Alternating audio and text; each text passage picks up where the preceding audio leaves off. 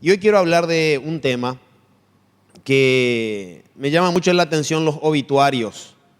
Esa frase que dice que en paz descanse. ¿Y por qué usamos la palabra paz para una persona que se murió? O sea que en realidad su presencia física no está más. ¿Será que hay que morirse para estar en paz? Porque ese es el concepto que está en nuestro subconsciente. Y muchas veces cuando una persona se muere decimos, sí, por fin descansó. O sea, y no descansó a lo largo de su vida, nunca tuvo paz a lo largo de su vida. Y el tema de la paz y su antónimo, los conflictos, en lo personal me han resultado más que interesantes. Si miramos con detenimiento, los conflictos han generado solo en el último siglo más de 100 millones de personas asesinadas entre todas las guerras civiles, militares y étnicas. Hay algunos historiadores que dicen que son más de 150 millones de personas que la propia raza humana ha asesinado a sí misma. Los conflictos sociales a través de sus diferentes formas de violencia, como ser inclusive el acceso o no a las necesidades básicas para vivir. Eso también es una forma de violencia. Y como así también los conflictos interpersonales que son más notorios en las relaciones de pareja. Y el tema de los conflictos es un tema que a mí me dio por estudiarlo y la única vez que me fui a la universidad, yo terminé el colegio a los 19 años y después a los 38 por ahí me fui a la universidad, casi 20 años después, a hacer un diplomado en mediación de conflictos porque me interesaba saber cómo lidiar con los conflictos. Y tras cartón de eso, me llegó una invitación para ir a estudiar los conflictos a Israel. Y cuando uno sale de su entorno, y cuando estuve ahí en ese lugar maravilloso, entendí un montón de cosas acerca de los conflictos. Y no voy a ahondar en el tema de los conflictos porque no es el tema. Pero ahí es tan diverso porque el conflicto no es una cuestión de ideas solamente, es un conflicto histórico, religioso, étnico, económico, de recursos, inclusive el agua genera un tipo de conflicto. Y la pregunta que acá surge en este tema, hablando hoy, es, ¿el estudio de los conflictos produce paz? Porque para uno eso estudia el conflicto, para encontrar la paz. Esa fue la intención primaria por la cual yo comencé a estudiar el conflicto y el laberinto de lo que representa un conflicto. Y el estudio de los conflictos puede explicar el origen de los mismos, pero jamás el estudio del conflicto en sí podrá producir paz. Te puedes volver un experto en la comprensión de un conflicto, pero eso no quiere decir que va a producir paz. Es similar al estudio de la oscuridad. Por más que estudies la oscuridad, no lograrás obtener luz de ello, sino que siempre estarás buscando en el lugar equivocado. ¿Cuántos de ustedes han experimentado un apagón general en su casa y en el barrio? Es muy normal en nuestra cultura que se apague la luz. Esta mañana, para salir de casa hubo apagón, tuve que desconectar el portón, abrirlo manual porque se nos corta la luz. Pero cuando estamos en plena oscuridad, vos podés estudiar muchísimo la oscuridad, pero el estudio de la oscuridad no te va a producir luz. Y eso es lo que sucede muchas veces con los conflictos. Queremos analizar, estudiar, profundizar y no va por ahí. Entonces, pero si una persona comprende un conflicto, ¿podría entonces tener paz? No precisamente. Comprender una situación puede ser bueno, pero aún así no tendría paz. Por lo menos la paz verdadera, no la superficial, que es frágil y caduca. Hay dos tipos de paz. Hay una paz verdadera y hay una que es superficial, y enseguida vamos a explicar. Porque la paz no pertenece al campo de la mente y la comprensión de los conflictos en sí pertenece solamente al reino de la mente. Y eso es lo que tenemos que ir viendo. ¿Qué tipo de paz es la que yo quiero experimentar? ¿O qué tipo de paz es la que a mí me enseñaron que yo tengo que vivir?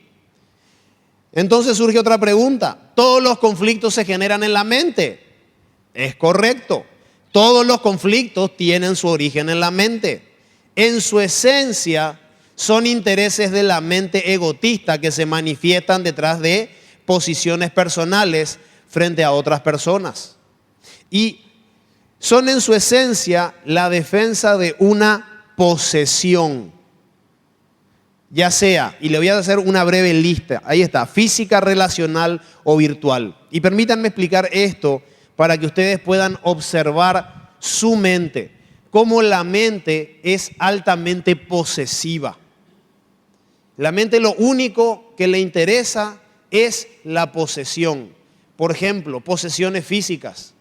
Y ahí incluye mi dinero, mis cosas, mis propiedades, mis bienes, lo que es mío. Y lo que vos crees que es tuyo en realidad es una idea de tu mente. ¿Por qué? Porque inclusive vos te podés comprar un terreno, ¿sí? Y vos podés creer que sos el dueño de ese terreno. Pero en realidad lo que vos tenés es el acceso al usufructo de esa tierra. Porque la Biblia dice en realidad que la tierra no será vendida a perpetuidad. Está hablando de que tenés que considerar que la posesión, inclusive legal, es una ilusión. Y el problema es que cuando nosotros tenemos posesiones físicas, eso genera un falso sentido de seguridad. Por eso que el maestro dijo, cuidado con las posesiones, no te engañes. ¿Por qué? Porque son una ilusión. Hoy están y mañana dejan de estar. Y tu vida o lo que es la expresión de tu vida no puede depender o no debería depender de esto. Otra posesión que genera conflictos, porque si ustedes analizan bien, esto que está acá es uno de los mayores generadores de conflicto. Hay familias que tienen conflictos, que están peleadas por cuestiones de dinero, por cuestiones de propiedad, por cuestiones de bienes. Y esas son señales que si a vos te está pasando esto, no sé si es el caso, son señales de que la mente posesiva está manejando la situación y la situación está manejando tu vida. Posesiones relacionales, mi novia, mi esposa, mis hijos, mis amigos, son posesiones mentales. Yo este año le dije a Erika, hace ya como 6, 7 meses atrás, le dije, mi amor, yo te amo, pero te tengo que confesar que vos no sos el amor de mi vida. Y me miró, imagínense. Pero como ella sabe que si le digo algo así, va a haber una especie de explicación, yo le dije, sinceramente, en primer lugar, que vos no sos mi mujer, porque yo no puedo tener un sentido de propiedad sobre la vida. En segundo lugar, decirte que vos sos el amor de mi vida es negar a la fuente de la vida, la cual es de donde emana el verdadero amor, y cargarte esa responsabilidad a vos y esperar que cuando me expreses amor yo sea feliz. Entonces es una incoherencia. Y me dice, ¿y qué soy entonces? Sos el amor verdadero, le dije un montón de cosas lindas, imagínense. Y le dije, no sos el amor de mi vida, pero sos la mujer en la cual he decidido expresar todo el amor que fluye desde aquí dentro hacia afuera. Salfé así. Porque técnicamente es lo correcto. Es la persona en la cual yo he decidido expresar mi masculinidad y mi amor hacia ella en términos inclusive en nuestra cultura de exclusividad. Pero decir que es mi mujer hasta es una posesión de mi mente, del ego, es mía y ella no es mía. Compartimos una situación vital, una realidad, estamos casados, disfrutamos de 2 hijas que han nacido de nuestra relación, pero uno tiene que entender en algún momento de la vida que no es dueño de la otra persona. Y ese es uno de los mayores generadores de conflicto en la vida de las personas. Y eso te roba la paz de una manera increíble. La mente posesiva también tiene posesiones virtuales. Y las posesiones virtuales son tremendas. ¿Por qué? Porque ahí entran tus ideas, lo que yo creo. Y lo que yo creo es importante. Entra ahí lo que son aún lo que vos crees que son tus valores. Y muchas personas tienen conflicto por esto. Mi partido político, mi país, el nacionalismo, el patriotismo, y con todo respeto, alguien lo tiene que decir, pero señores, el patriotismo es una ilusión de la mente, es una posesión mental. Yo cuando estuve en Israel me sucedió algo muy interesante. Habían 4 políticos, trajeron 4 políticos, uno de extrema derecha, uno de centro de izquierda, centro derecha, una chica de izquierda y había un político que era árabe. Y en plena discusión del asunto del conflicto, de quién tenía el derecho a la tierra, toda la historia, le dice el de extrema derecha, le dice al político árabe, le dice, mire, ustedes acá son unos ilegales, ustedes los palestinos son un invento histórico, ustedes son árabes, y le empieza a dar toda ahí una serie de... Entonces el político árabe medio que le dice, mire, usted es un fascista, que esto y que lo otro. Y un compañero que tenía ahí en el curso levanta la mano para hablar y le dice que a este político de derecha le dice lo mismo que le había dicho el árabe, que era un fascista, de que con esa mentalidad luego Hitler exterminó a los judíos y que quería exterminar. Bueno, se armó toda una batahola. Pero lo interesante de la historia es que este político le dice, disculpe, le pregunta a mi compañero, ¿de dónde viene usted? Y le dice, de Argentina, le responde mi compañero. Dice, ¿y cuántos años tiene su país? Y acabamos de cumplir 200, le responde el argentino. Y en eso el político judío le dice, mire, yo le pido disculpas, yo no espero que usted me entienda, pero nosotros tenemos más de 5.700 años de historia. Y nosotros venimos hablando de un tema que cuando ni siquiera su país existía, nosotros ya lo teníamos que tratar. Entonces cuando vos mirás, y eso dije, wow, es cierto. Y eso es una posesión de la mente, creer que vos pertenecés a algo y lo defendés con todo tu corazón. Y si vos te pones a pensar, por la defensa del patriotismo, que técnicamente la tierra es a la cual se le ha dado un nombre y se ha generado virtualmente un país, uno se pone a pensar en eso y es más lo que te divide de lo que te une. Y siempre estamos enfocados en el pasado. Estos curepas, estos brasileros bandeirantes, los uruguayos también son unos traidores. Y lo mismo dicen los vecinos de acá y lo mismo los chilenos de sus vecinos. Y ese tipo de posesiones mentales son las que crean un montón de conflictos innecesarios. Por eso que tal vez ahora ustedes me entiendan mejor cuando yo les digo, realmente yo ya no soy más uruguayo. Ese es el lugar donde nací, por decirlo así. Pero no me identifico con esa cultura ni con esas posesiones. Y no tengo por qué defender ni el candombe, ni las tortas fritas, ni un montón de cosas, porque son aspectos culturales que no hacen, ni suman, ni restan a lo que es la vida. Sin embargo, vivimos enfrascados en todo lo que tiene que ver con las posesiones mentales, sean físicas, sean relacionales o aún sean virtuales. La mente es posesiva. Y todas ellas pertenecen al campo de la mente. Y lo mejor de todo que uno tiene que aprender es que la paz no está ahí. No existe la paz mental. Yo he escuchado muchísimas personas que dicen, necesito un poco de paz mental. ¿Han escuchado ustedes eso? Apaga la radio que necesito paz. Está bien, apaga la radio. Pero la paz no está en la mente. Y ese es el principal problema. Entonces, ¿existe una paz falsa? Es la pregunta inteligente que uno se hace. Sí, existe una falsa paz, que es una paz superficial. De hecho, que Jesús lo expresó de la siguiente manera. Él dijo, la paz les dejo, mi paz les doy. Y yo no se las doy como el mundo la da, o como la da el mundo. ¿Qué está expresando ahí el maestro? Y que hay 2 tipos de paz. Hay una paz hipersuperficial, que es la que las personas se aprenden o se tratan de buscar la manera de ingeniarse de cómo obtener esa paz. Pero esa es una paz que caduce. Es una paz frágil. Es una paz que depende otra vez de la mente, no es una paz esencial. Entonces la pregunta que a continuación nos podríamos hacer es, entonces, ¿dónde está la verdadera paz? Si no está en la mente, ¿dónde está? Y no es solamente dónde está la paz, sino dónde es. No es dónde está la paz, dónde es.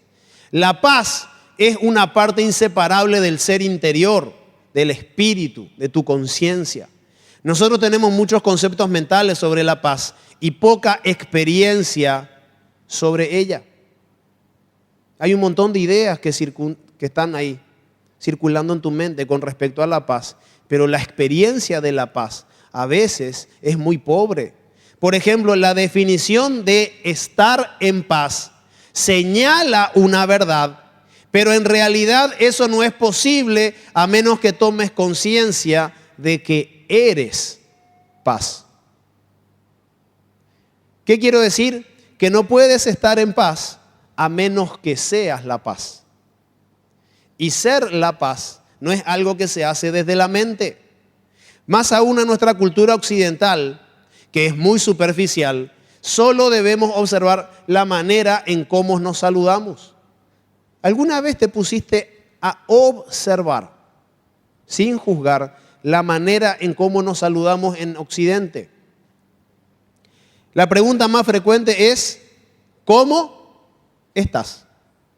¿Y saben lo que es el cómo estás? Es la mente queriendo averiguar cómo anda la otra mente. ¿Por qué? ¿Por qué tenemos que nosotros meternos en la vida de las personas? ¿Alguna vez ustedes se preguntaron por qué nos interrogamos cuando nos vemos? Porque esto es un interrogatorio. ¿Cómo estás?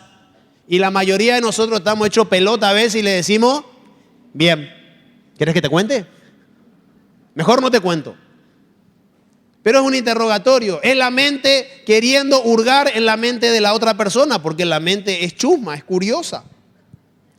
Ahora, sin embargo, en culturas milenarias no se pregunta cómo está la otra persona, sino que, por ejemplo, en hebreo se dice shalom. Que shalom significa paz. ¿Y qué te responde la otra persona? Ah, ando genial, gracias. No, te dice exactamente lo mismo. Shalom. Es más, en árabe se dice salam, que es una variante de shalom. Y Pecos me presentó la otra vez a un libanés que cocina muy rico. Y hay que comprender que hay un montón de culturas antiguas, como las fenicias, que hoy usan el idioma árabe, que no quiere decir precisamente que son musulmanes. Pero usan el idioma árabe, lo mismo que en Egipto y un montón de países que no son árabes, porque el egipcio no es árabe. Y vos te encontrás con una persona que habla árabe y vos le decís, salam aleikum, que la paz sea contigo. Y él que te responde, aleikum salam, también para ti, que la paz sea contigo. Entonces, son culturas milenarias donde no había necesidad de hurgar en cómo estaba la otra persona, sino que se expresaba una cuestión esencial, la paz. Es más, el término shalom no es solo paz. Es tan rico que no podemos traducirlo en una sola palabra. Encierra varios elementos al mismo tiempo: gozo, unidad, plenitud, salud y prosperidad. ¡Wow! Entonces, cuando yo te veo y te digo shalom, en realidad yo no estoy hurgando en tu mente a ver cómo está tu situación.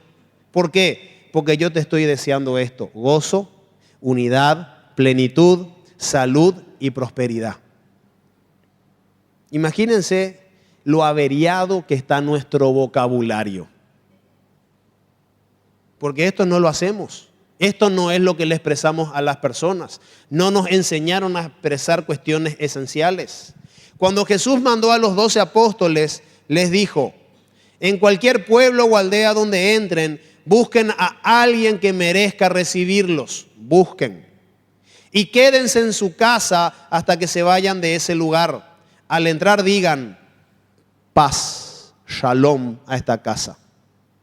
Salud, gozo, plenitud, prosperidad. Si el hogar se lo merece, que la paz de Dios, que la paz de ustedes, que la paz de ustedes reine en él, en ese hogar. Y si no, que la paz se vaya con ustedes. Señores, la paz no es una flecha dorada que desciende del cielo y le toca a algún iluminado. Ese es el error de la mente. Entonces, ¿dónde es la paz en este caso de los apóstoles? En cada uno de esos 12. Y si traemos esa pregunta al presente, ¿dónde está la paz? Es muy sencillo de responder: en tu ser interior. El problema es que nuestra vida, ¿sí?, es manejada por nuestra mente y sus conceptos mentales. Y nuestra vida es muy no nuestra vida en sí, sino las situaciones que nos rodean se vuelven muy superficiales. ¿Por qué? Porque no son esenciales. Porque expresamos una energía que nace desde la mente posesiva, desde la mente egótica y no desde tu ser interior, que es la verdadera esencia. Entonces, acá viene una pregunta muy interesante. ¿Y cómo se puede tener esa paz en medio de los problemas? ¿Cuántos de los que están acá saben lo que son las deudas? Dani, tenemos un audio. Yo les quiero hacer escuchar un audio que seguramente alguna vez alguno de ustedes escuchó. No se imaginan qué maravilloso que es escuchar esto cuando vos querés estar en paz. ¿Tenés ahí, Dani? Pase a cancelar su deuda. El no pago de su factura implicará el retiro de su línea. ¿Conocen? Informes al 119. Pase. Señores, nosotros vivimos en un sistema que está diseñado para tenerte totalmente secuestrado. Si no es la cuenta de Copaco, puede ser una financiera, puede ser un banco, puede ser un prestamista, o inclusive puede ser una situación que no tenga que ver con el dinero. Pero a nosotros no nos han enseñado a poder estar en paz o hacer la paz, independientemente de las situaciones que te tocan vivir. Entonces, ¿cómo uno puede, en una situación que es apremiante, que le están apretando y que vos crees que te vas a hundir, o que algo va a suceder, o que algo malo te va a pasar, cómo se puede tener paz en medio de los problemas? Los problemas en realidad son un problema de la mente, por así decirlo. Los problemas en realidad son problemas de la mente. Solo existen allí. La vida no tiene problemas, la vida no tiene autoconflictos. La vida se manifestó en forma de Yuri, en este caso, pone tu nombre ahí, y no hay conflictos aquí. Ahora, la situación vital de Yuri en este ahora es secundaria a la vida. La situación que a mí hoy me toca vivir no tiene absolutamente nada que ver con la vida, que ni siquiera es mía, es la vida, que tomó forma de quien les habla y que quien les habla, Yuri, en esta mañana, tiene un montón de situaciones a su alrededor, pero que esas situaciones no deberían opacar o dejar en las sombras, en la oscuridad, la vida que está acá adentro. ¿Cuál es el problema? Que nuestra vida por lo general depende de la mente posesiva y de las situaciones que le rodean. Entonces empezamos a confundir lo que es la vida y la esencia maravillosa del regalo de la vida con las situaciones que te tocan vivir. Y eso va cambiando continuamente, porque este año no fue igual al año anterior ni al pasado, y en la semana que viene, que aún no llega, tampoco va a ser igual, pero la vida siempre va a seguir siendo la vida. Y a nosotros nos enseñaron a definir la vida por cómo te va en la vida. Y ese es el gran engaño. Por eso es que cuando a una persona vos le preguntás cómo está, la persona te va a responder un montón de cosas que no tienen que ver con la vida. Y en nuestra cultura occidentalista, ese es el gran error. Creer que ser respetuosos y formal y cómo estás y no estamos apuntando a lo esencial. No estamos apuntando a expresar la verdadera esencia que tiene que ver con tu ser interior. Entonces, ¿qué hago en una situación que prefiero evitar? Porque uno puede decir, genial, yo comprendo perfectamente lo que estás diciendo, que a partir de ahora, todas estas situaciones que están a mi alrededor, situaciones vitales, que pueden afectarme de alguna manera, mi manera de ver las cosas, ¿cómo hago? ¿Cómo hago para estar y no estar? Sencillo, aceptando la situación y listo, sin quejarme. ¿Y cómo es posible aceptar una situación sin quejarse? Aceptándola. Pero ¿cuál es el problema? Que la mente es posesiva y la mente no quiere aceptar las situaciones. Entonces rechaza las situaciones del presente y empieza a considerar que el pasado era mejor o que el futuro era mejor. Y ese es el grave error. Luego, si puedo cambiar esa situación, me sumerjo en esa situación para cambiar el estado de la misma, pero no desde la mente, sino desde la vida. Entonces, si te toca una situación que vos considerás que es una situación desagradable, ¿qué tenés que hacer? ¿Qué es lo que hace la mayoría de las personas? Número 1, se empieza a quejar. Y eso es lo que hacemos, porque inconscientemente eso fue lo que nos enseñaron. Eso fue lo que de alguna manera se nos transmitió, que cuando hay algo que no te gusta, bueno, quejate. ¿Por qué? Y porque si vos te resignás, sos un perdedor. Y no es lo mismo resignación que aceptación. Entonces, ¿cómo salimos de esto? ¿Cómo se hace eso? Es muy sencillo, estando presentes mientras lo haces. ¿Mientras haces qué? Mientras te sumerges en tratar de cambiar esa situación. Despierto, con todas las luces prendidas, estando alerta de lo que estás haciendo y sin quejarte. ¿Por qué? Porque la queja pertenece al reino de la mente. Cuando vos te sumergís en una situación y lo empezás a hacer desde la vida, desde el corazón, las cosas empiezan a cambiar significativamente. ¿Por qué? Porque vos te convertís en uno con la situación. Acá dice, ¿por qué desde la vida del ser interior y no desde la mente? Porque si lo hago desde la mente me preocupo, me frustro, me desanimo, me duele todo, me peleo con todo el mundo y encima hasta me puedo enfermar. ¿Saben por qué se enferma la gente, señores? Porque deja que toda su situación de alrededor le afecte el cuerpo. Y eso sucede gracias a la mente. Entonces, ¿qué tenés que hacer en estos casos? Sencillo. El error es cuando rechazas la situación en vez de ser uno con ella. ¿Cuál es el error? Querer desprender lo que vos sos, la vida que está en vos, de la situación. Si el presente, si el ahora te trajo una situación que vos considerás que no es apropiada, como caerte en un pozo con barro, como contábamos con Pecos hace unas semanas atrás, ¿qué te tenés que quedar? ¿En el pozo de barro hasta que te hundas? No. Aceptá que te caíste en el barro y ni siquiera empieces a pensar, ¿y por qué lo que me caí? ¿Y cómo podría haber hecho para no caerme? ¿Cuáles fueron los 5 pasos que tendría que haber evitado para no estar en ¿Te fuiste a dónde? A la mente, a preocuparte. Entonces, ¿cómo se soluciona esto? Sencillo, aceptar la situación. Y una vez que aceptes la situación de donde estás en tu presente, en el ahora, hace todo lo que tengas y que consideres apropiado hacer para salir de ahí, pero sin quejarte, sin preocuparte, sin afanarte, sin maltratar tu cuerpo. Porque cuando vos le das exceso de actividad a la mente, se genera algo que se llama estrés.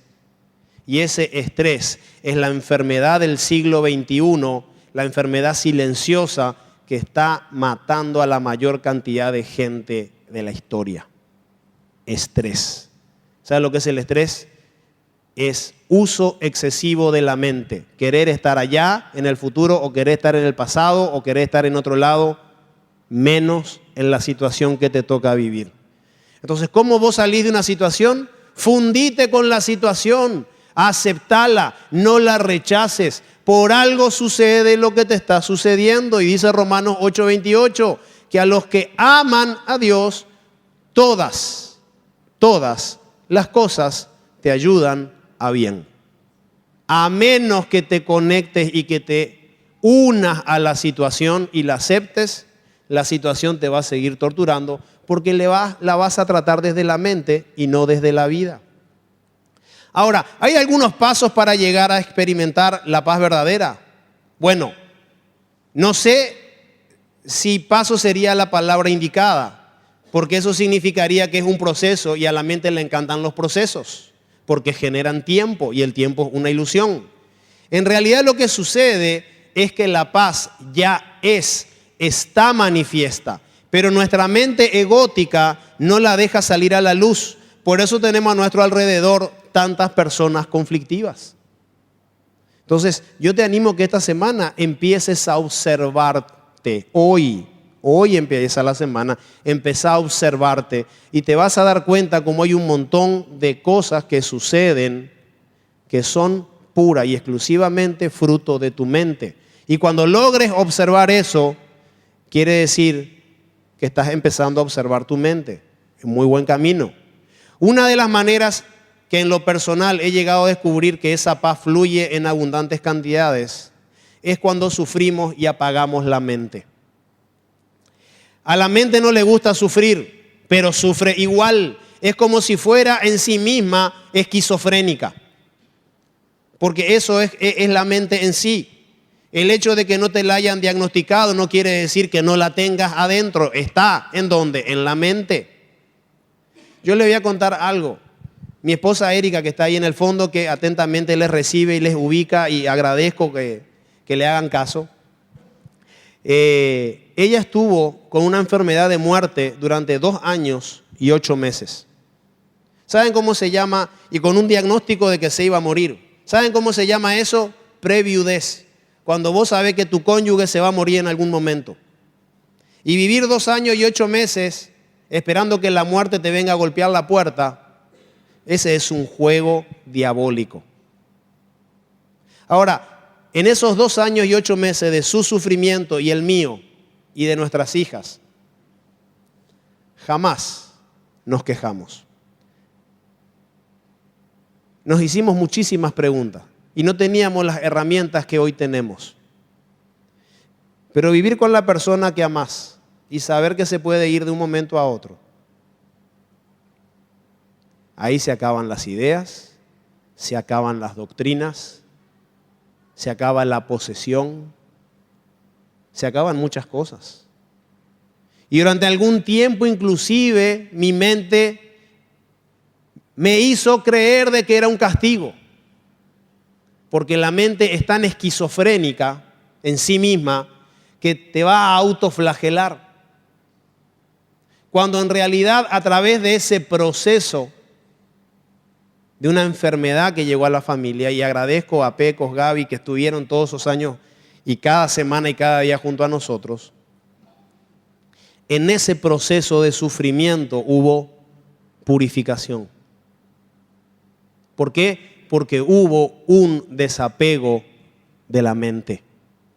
Y eso sucedió hace años y hoy lo estoy comprendiendo. Pero no con la mente, lo estoy captando con el corazón. ¿Qué fue lo que sucedió? Y a nosotros nos enseñaron a evitar el sufrimiento. ¿Por qué? Y porque consideramos que sufrir es malo. Y yo les quiero decir hoy, señores, el sufrimiento es espectacular.